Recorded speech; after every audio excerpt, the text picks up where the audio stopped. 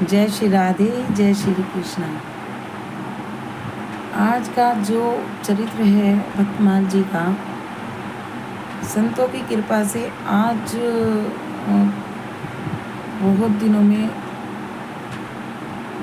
सेवा दी है श्री जी ने, क्योंकि स्वास्थ्य ठीक ना होने के कारण से सेवा नहीं कर पा रही थी मैं। तो संतों के आशीर्वाद से, आप सबके आशीर्वाद से आज उन्होंने सेवा का मौका दिया है। तो आज जो चरित्र है वो है कृष्णदास पेहारी जी महाराज जी का। पेहारी जी महाराज, आप और हम देखिए, एक दिन का व्रत उपवास रख लेते हैं तो हम कितना परेशान हो जाते हैं। अगले दिन, उससे पहले दिन कितनी चिंता हो जाती है। और कृष्णदास बाबा पेहारी, अन्न को हाथ भी नहीं लगाया पूरे जीवन। पेहारी से मतलब यानी कि पीने वाले जो आहार था वो ही लेते थे। तो उन्होंने सिर्फ दूध पर रहने का नियम ले रखा था और दूध ही पीते थे बाबा, जल और दूध बस। तो उनको उनके शिष्य हुए हैं आमेर ज़िले के, राजस्थान में आमेर हुआ है, आमेर ज़िले के राज्य के राजा, आमेर के राजा पृथ्वीराज। तो बड़ी निष्ठा थी उनमें गुरुदेव के चरणों में उनकी, और राजा होते हुए भी लेश मात्र अहंकार नहीं था उनके अंदर। राजा वाले गुण एक भी जनता के सामने नहीं आता था। अपना नियम का पालन करते थे, और लेकिन जनता को इतना सुख देते थे, प्रजा को, कि प्रजा उस राजा के लिए हर वक्त प्यार और सम्मान देने के लिए तैयार रहती थी। अब राजा एक बार कृष्णदास जी ने कहा, चलो मैं अपने शिष्य के पास होकर आता हूँ। इतनी बार वो विनती करके जा चुका है पर कभी जाना नहीं हुआ। तो पृथ्वीराज जी को उन्होंने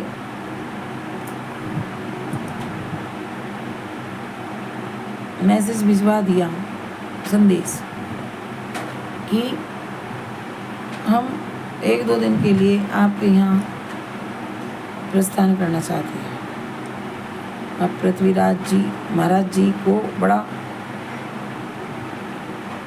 आनंद हुआ कि गुरुदेव मेरे घर आ रहे हैं। अब जहाँ संत आते हैं वहाँ जंगल में भी मंगल हो जाता है, वो तो बसा बसाया राज्य है। अब जब कृष्णदास जी आए, महाराज जी ने जब अपने चरण उस राज्य में रखे, वहाँ मंगल ही मंगल होने लगा। नित्य रोज सत्संग, कीर्तन और भागवत चलने लगी। प्रजा इतनी आनंद में रहने लगी कि पूछो मत। अब जब भी गुरुजी जाने के लिए कहते, तभी राजा उनको चरण पकड़कर रोक लेता कि नहीं महाराज जी, आप नहीं जाएंगे। इतना आनंद आ रहा है, इतना सुख हमें मिल रहा है, गुरुदेव आप कुछ दिन और, 2 दिन और, 4 दिन और, ऐसे कह के गुरुदेव को जाने ना दिया। उनको रहते रहते 1 महीना हो गया। अब गुरुदेव के 1 महीना होने के बाद उन्होंने कहा, नहीं, आज हम कुछ नहीं सुनेंगे, आज कल हम प्रस्थान जरूर करेंगे। अब राजा कहने लगा, तो गुरुदेव एक आपसे तुच्छ भेंट मुझे चाहिए, या आशीर्वाद चाहिए कि मैं आपके साथ चलूँगा। जैसे एक अबोध बच्चा गुरु के चरणों में गिरकर गिड़गिड़ाता है माँ बाप के, ऐसे राजा गुरुदेव के चरणों में गिरकर गिड़गिड़ाने लगे। अब गुरुदेव तो गुरुदेव है ना, संत ऊपर से कठोर होते हैं लेकिन अंदर से इतने कोमल होते हैं संत नारियल की तरह होते हैं, जैसे ऊपर से कठोर अंदर से नरम। तो उन्होंने राजा से कहा, ठीक है, तुम्हें आश्रम में कुछ रहने का मन है कुछ दिन, तो तुम मेरे संग चलना। अब ये बात धीरे से राजा ने मंत्री को कही कि कुछ दिन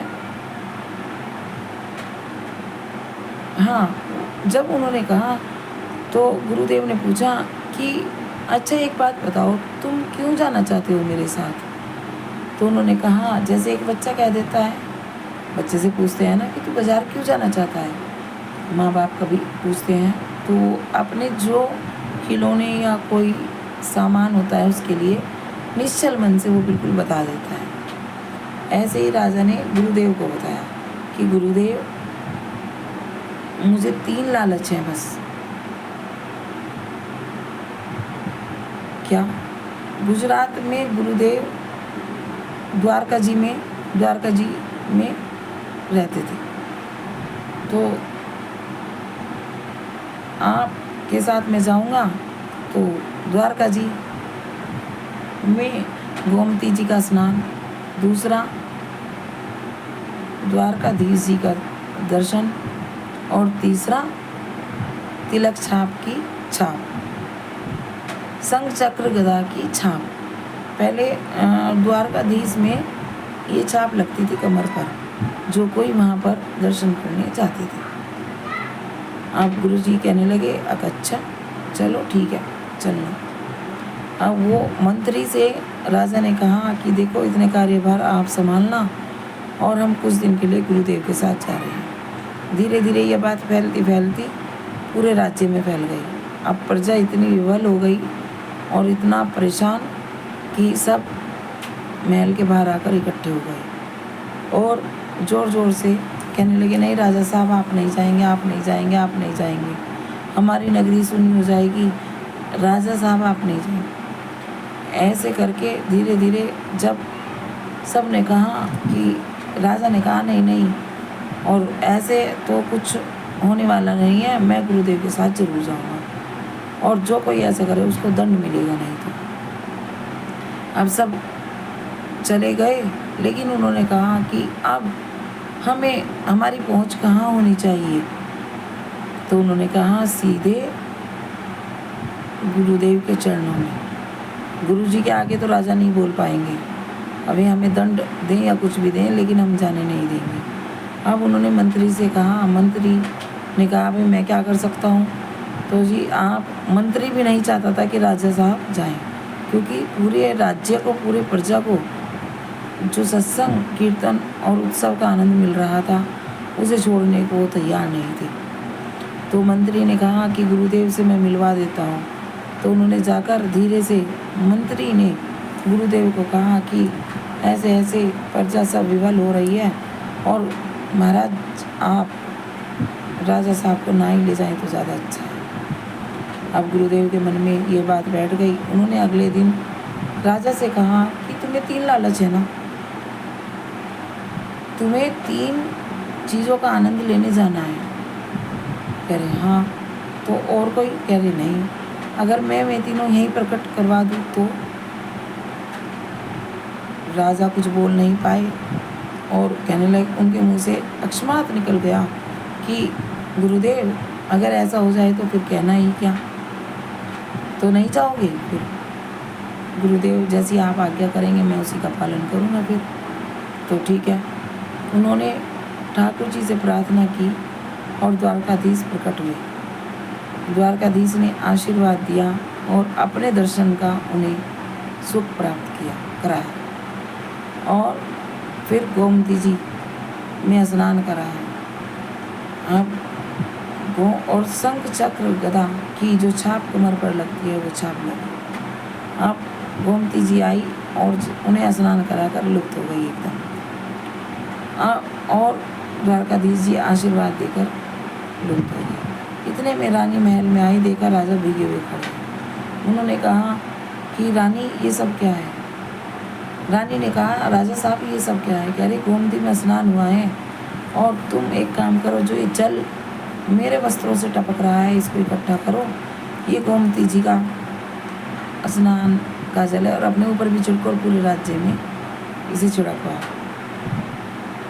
भक्तमाल जी में ऐसा पहला चरित्र रहा है कि जिसमें प्रभु को और गोमती जी को खुद आना पड़ा भक्त के यहाँ। नहीं तो हर जगह भक्त स्नान करने के लिए जाते हैं, दर्शन करने के लिए जाते हैं, लेकिन भक्तमाल जी में प्रमाण ये मिलता है कि इन दोनों ने भक्त के पास आना स्वीकार किया, उन पर कृपा की। तो राजा नहाकर गोमती जी में कृतार्थ हुए और अपने पूरे राज्य को कृतार्थ किया। अब गुरुदेव ने कहा कि चलो अब मैं चलता हूँ, अब और कोई इच्छा हो तो बताओ। चरणों में लेटकर रानी ने भी और राजा ने भी दंडोत किया कि महाराज गुरुदेव, आपके कारण मुझे आज तीनों के दर्शन हो गए हैं और आपने मेरे ऊपर इतनी कृपा की और उनका आशीर्वाद होने लगा। तो गुरुदेव ने राजा को उठाया और गले से लगा लिया और गले से लगाकर कहा, तुम कई वर्षों तक राज्य पर राज करो और सबको सुख देकर, सत्संग सुनाकर और सत्संग कीर्तन उत्सव कर कर अपने राज्य को कृतार्थ करो और मेरा आशीर्वाद है तुम्हारा राज्य ऐसे ही फले फूलेगा। और कहकर गुरुदेव चले गए। तो राजा ने अपने राज्य में खूब सत्संग उत्सव और कीर्तन आनंद पूर्वक करते रहे। उनका नियम बन गया और सारी प्रजा इतनी सुखी हुई प्रजा कि सब आनंद लेने लगे और अपने राजा की जय जयकार करने लगे और राजा अपने गुरुदेव की जय जयकार करने लगा। बोलो कृष्णदास बिहारी बाबा की जय।